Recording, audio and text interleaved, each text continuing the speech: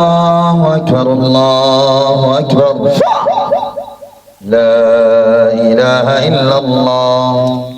وريا مين مغشى كرغا عد وريا مين مغشى ما هذا هيدين يا سحر ما هذا سحرتين قبل ما عاد كو سحرتين وريا ما عاد كو سحرتين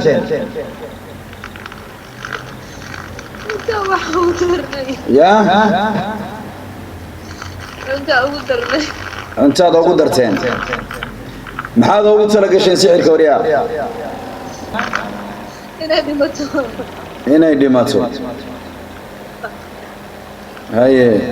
ما قصنا كورة سحرتين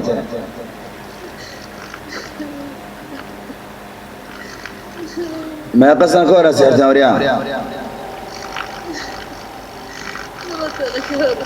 يا بسم الله الحمد لله وكفى والصلاة والسلام على عباده الذين اصطفى وبعد إله سبحانه وتعالى هذا مركي خير من الله يدنسي إله سبحانه وتعالى شرط أصحاب الشرور كالله يدنك حجابه انت سيداد أكسونتين بولا ليال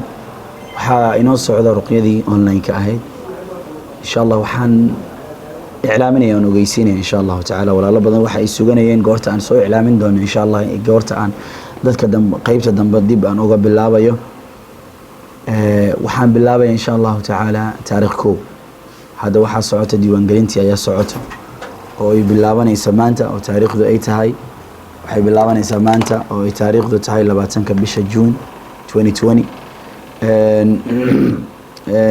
waxay socon doontaa insha Allah taala inta ay bisha ka dhimantay 10 days ka diiwaan gelinta socotaa taariikhdu waxa bilaabanaysa insha Allah taala ruqyada online ka noo bilaabanayso in online ka lagu caafimaadan mar walba quraanka waa daawo weey Ilaahay subhanahu wa ta'ala hudan wa shifaa ayuu soo dajiyay sida aad u jeedaanba gabadha ma aragtay aad dhageysanaysaanba dhageysan doontaan gabadhan walaasheen ah ma aragtay ka dhaxalayo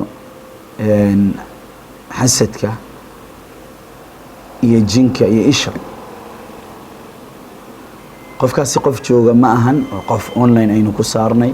oo quraanka dadka la saaray kamid ah hadaba jasadkaada jidhkaada hadii wax uu ku jiro waa saameyn doona insha Allah taala waxaana ku bilaabaynaa 5 days 5 cisho ayaan ku bilaabaynaa insha Allah taala ila maalinta lixaad oo ah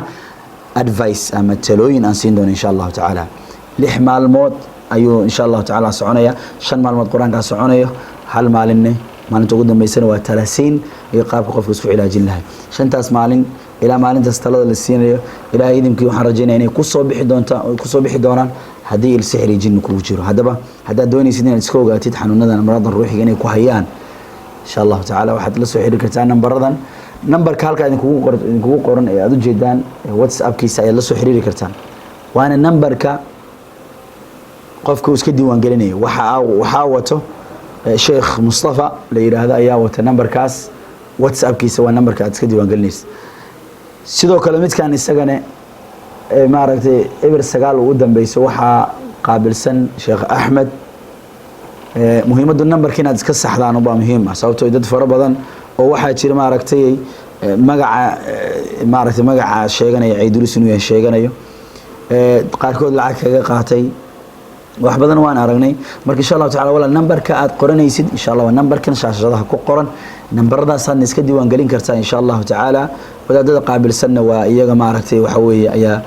nidaamkii systemka ku sheegayo xilliga quraanka la bilaabanayo waa xilligaas diiwaan gelintan hadda way bilaabatay insha Allah taala